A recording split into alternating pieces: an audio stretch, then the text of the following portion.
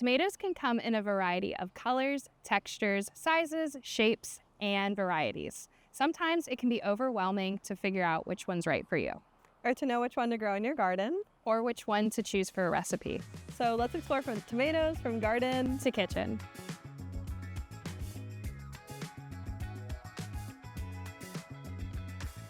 Growing tomatoes can be a fun and challenging crop to grow, and you might be wondering where to begin.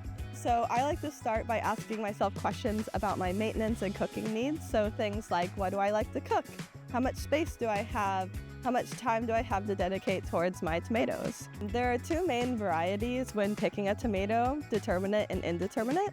Determinate is a really good option if you like to can your tomatoes because they all ripen at once. And if you have a lot less space and you're into like container gardening because they only grow to like 1 to 5 feet tall. On the other hand, you have indeterminate tomatoes, which is what we have growing here in the garden. These are gonna need a lot more stability with cages or stakes because they grow to about 5 to 8 feet tall. Tomatoes really enjoy fertile, loose, well-drained soil with a pH of about 5 to 6.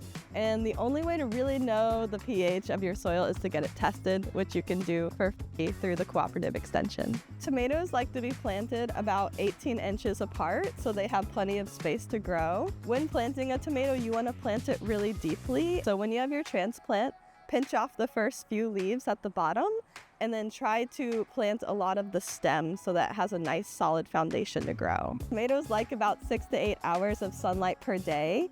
Lack of sunlight will result in a tomato that's kind of leggy or has a really long spindly stem with not a lot of leaves or fruit on it.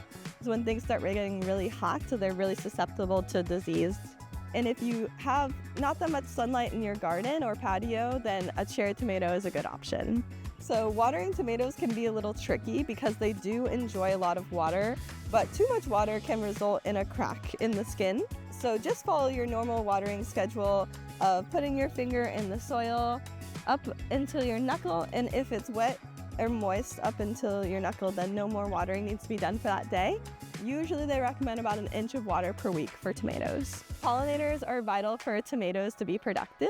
Their main pollinator is actually a bumblebee, so it's good to have some kind of flower nearby to attract them. As your tomatoes keep growing larger and larger, they're going to need some support from either a cage, stake, or a cheaper option like a T-post and twine. Or you could get thrifty with it and find something in your house, like a clothes drying rack, to use instead. As tomatoes get larger, they're also going to need to be pruned. At Poe, we like to prune a lot of these lower leaves off so that they can have airflow and sunlight getting to the tomatoes so that they can ripen. We also like to take the lower leaves off because when you're watering, a lot of times when you get the soil, it'll splash up onto the foliage and that can help spread disease. And then when it comes to the top, I like to remove about 1/3 of the foliage just so they're not as thick and there's more opportunity for growth. If you're interested in growing tomatoes but you're concerned about space, you can choose to grow tomatoes in a container. You'll just need a determinate variety and at least a 5-gallon bucket, so there's plenty of room for those deep roots. I really love growing tomatoes because they're versatile and economical. There's lots of things you can do with tomatoes, whether it's canning them, freezing them, putting them in soups, or just making something really refreshing. So let's see what Cassie's doing in the kitchen. Today we will be doing a recipe that uses a lot of summer produce. The name of the recipe is called gazpacho, which originated in Andalusia, Spain. This Spanish recipe typically takes overripe tomatoes, cucumber, bell peppers, garlic, and onion with a lot of different spices and flavors. Instead, we will be highlighting zucchini and some squash that's from our grow well garden because that's what we have on hand. The first part of our gazpacho recipe is to prep all of the veggies. It is a very cutting heavy part of the recipe, so if you don't have the capacity or you may be low on time, a great alternative would be to use frozen or canned vegetables. If you decide to do this, be mindful of the sodium content in each of those options and also consider lowering the amount of salt you add to the recipe so then it doesn't have too much. Before we start the cutting process, we want to make sure we wash all of our produce to make sure there's no dirt or any critters from the garden sticking around with us for our gazpacho. You even want to make sure that your herbs are also washed off for this. There are hundreds of varieties of tomatoes, but for this specific gazpacho recipe, the key tomatoes to use are ripe or overly ripe tomatoes. At the store, you may be able to find Roma tomatoes, beefsteak tomatoes, grape or cherry tomatoes, or at your farmer's market, you could find heirloom tomatoes. So for storing tomatoes, the key part to it is to store it actually upside down. This allows less oxygen to get to the stem, where that can introduce bacteria or mold and get your tomato to go bad faster. At the end of our recipe, we're gonna blend up everything together so you can just chop them up and put them in the bowl. So tomatoes are great because they have a lot of antioxidants, and one antioxidant that tomatoes have is called lycopene. Lycopene is the reason why tomatoes have that rich, beautiful red color and can help us with our heart health.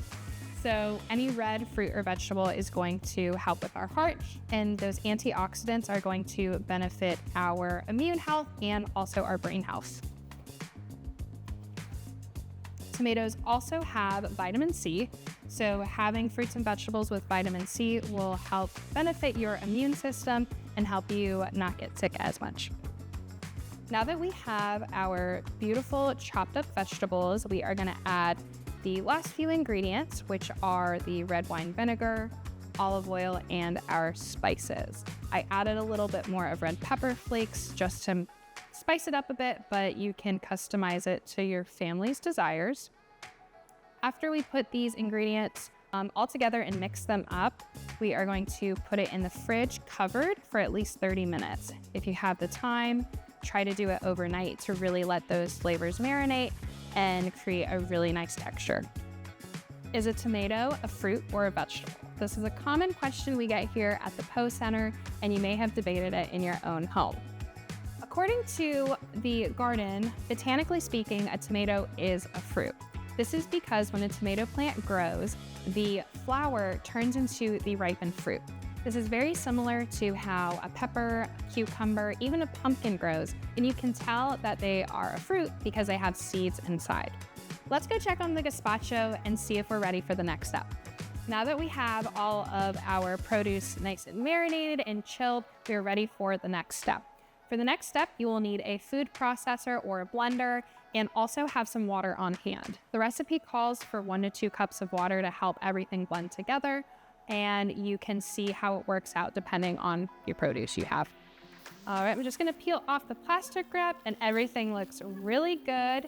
You can tell that the vegetables have lost some of its firmness, so it'll be easier to blend in the food processor. All right, so for this, we just need a big spoon to put into the food processor, and I'm gonna probably fill it up about halfway or wherever the max line is. You don't wanna overfill it too much. And I have a lot of produce here, so I may have to do a few different batches, which is totally okay. If you do something like this, make sure you can mix it up at the end so all of the yummy flavors are incorporated and everything's even. And food processors can be really sharp, so make sure you have an adult with you. All right, so for this, I'm just gonna start with blend and then see how the texture goes. You want it to be all consistent. So I think I'm gonna put this in a bowl and then blend the rest of it and then mix it all together. Hey, Cassie. Hey, Polly. I picked a few more tomatoes for your next recipe. Awesome. They're not quite ready, but we can definitely let them ripen on the counter. So today, since you've been working outside this morning, I have made a gazpacho, which has all the produce that we harvested earlier. It's nice and refreshing, and traditionally they put bread inside the soup, but I decided to put it on the side today. You wanna try it out? Absolutely.